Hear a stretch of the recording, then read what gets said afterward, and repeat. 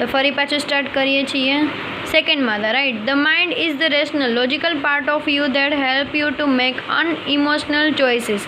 અનઇમોશનલ choices એટલે કે તમારું મગજ છે. તમે ઘણીવાર એમ કરતા હોય કે તમારે આંખ બંધ કરીને હાર્ટને જ ફોલો કરવું છે, પણ હાર્ટ છે ને કંઈ બીજું નથી વિચારતું.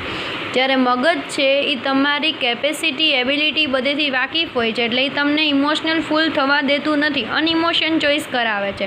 Two store and detective information and to order and calculate. પછી બધું વિચારે છે. કેલ્ક્યુલેટ એટલે કે બધું હિસાબ કિતાબ કરીને તમને ડિસિઝન આપવા મદદ કરે છે. It is the counterpart to the emotion. તમારે અહીંયા પ્રતિરૂપ હોય છે ઇમોશનનું. A good example of a interaction. એક ક્રિયા પ્રતિક્રિયાનું એક સારું એવું એક્ઝામ્પલ આપીએ. Between mind and emotion, exam nerves. કે સૌથી મોટું એક્ઝામ નર્વસનેસ તો આપણું એક્ઝામનું જ હોય છે કે ભાઈ ગમે ત્યાં ગમે એટલી પ્રિપેરેશન કરી હોય, બટ નર્વસનેસ તો એક્ઝામ આવી જ જાય. Your mental capacity has help you to retain what you have revised you. કે તમારી મેન્ટલ કેપેસિટી શું તમને કે યાદ રાખવા મદદ કરી દે. You know your stuff, but when you enter the exam room and started getting emotion by expecting difficulties and imagination failure, all of a sudden carefully stored information is no longer available. શું થાય છે ઓચિંતાનું emotion છે ને આપણી આ બધી વસ્તુ ઉપર એક જાતનો પ્રહાર કરે છે. એટલે કે તમને યાદ છે તમે બધું શું લખ્યું, બટ મને ઘણાય કહેતા હોય યાદ દ્રષ્ટિ સાચી વાત ને મેડમ, મને યાદ રહી પણ હું એક્ઝામ દેવા જાઉં ને એટલે મને બધું ભૂલાઈ જાય. આવું જ કંઈ ને કે ભાઈ બધાને યાદ રહેતું હોય, બટ શું થાય છે તો કે જેવા તમે એક્ઝામ રૂમમાં એન્ટર થાઓ છો તમે શું કરો છો, ડિફિકલ્ટીઝ વિચારો છો કે પેપર અઘરું હશે, તો ઇમેજિનેશન ફેલ્યોર કે ભાઈ નહીં આવડે તો વરી આ વર્ષે ફેલ થઈશ તો શું થાય એવું વિચાર્યું, એટલે તમારા મગજમાંથી જે પણ સ્ટફિંગ એટલે ભરેલું હતું એ બધું સ્ટોર કરેલી ઇન્ફોર્મેશન હતી ડાયરેક્ટ નો લોંગર અવેલેબલ. તમે એ બીજા વિચારોમાં ફરાઈ જાઓ છો ને આ વિચાર તમારા નીકળી જાય છે. Your emotion have bad the way to your inner information store. Bad એટલે કે એ બાધા સ્વરૂપે આવે છે. તમે ઇનર ઇન્ફોર્મેશન સ્ટોર કરી હોય એના માટે. જો તમે મૂવીઝને સ્ટોરી હોય કે સોંગ હોય કેમ ઇઝીલી યાદ રાખી લ્યો છો, બિકોઝ તમને એની માટે ટેન્શન નથી હોતું.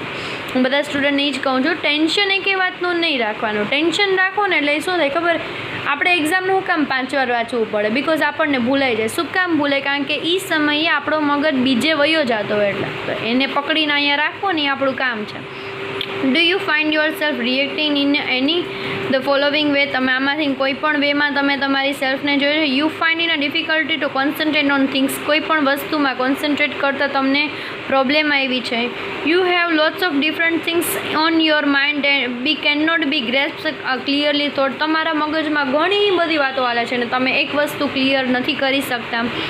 You are often undecided these days and this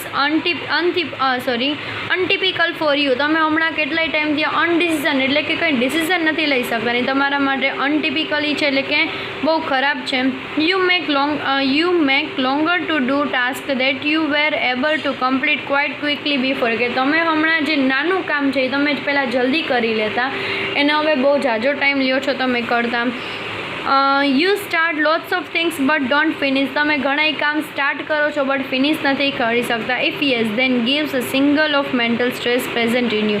that sign of mental stress present in you. તો આ શું થાય છે તો કે આમાંથી કંઈ પણ તમારી સાથે થાય છે તો તમે મેન્ટલ સ્ટ્રેસમાં છો એવું તમે સાબિત કરો છો. એ સાઇન છે. The better you deal with stress the less you mental capacity will be affected. તમે એની સાથે ડીલ કરતાં શીખી જશો તો તમારી મેન્ટલ કેપેસિટી ઓછી અફેક્ટ થશે.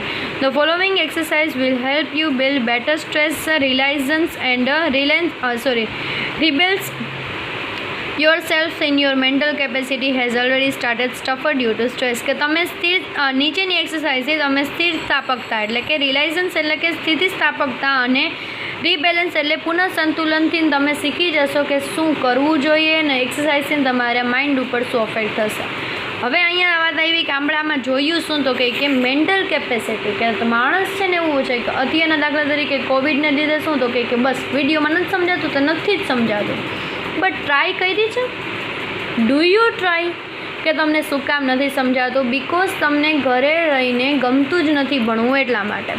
જેને ગમે છે ને એને તો એક રૂમમાં પૂરીને તમે કંઈ ખાવા પીવા ના દો ને તોય એને સમજાશે, બટ આના માટે તમને કોઈ સામે એટલું કરે છે તમારા માટે હેરાન થાય છે બટ તમે ફરવું છે રખડવું છે ને પછી કહો છો કે સમજાતું નથી. Do try. તો એના માટે તમારો મગજ છે એ બરોબર નથી ને એ સાબિત થાય. તો આમાંથી કંઈ પણ સિમ્ટમ હોય ને તો એનું મિનિંગ શું થયું? વન્સ તમારામાં મેન્ટલ કેપેસિટીમાં પ્રોબ્લેમ છે. તો આના માટે આપણે શું કરવું જોઈએ? એક્સરસાઇઝ કરવી જોઈએ, જે આપણે કાલે જોશું સ્ટેપ બાય સ્ટેપ. ચાલો કાલે મળ્યા છીએ પાછા. Bye bye.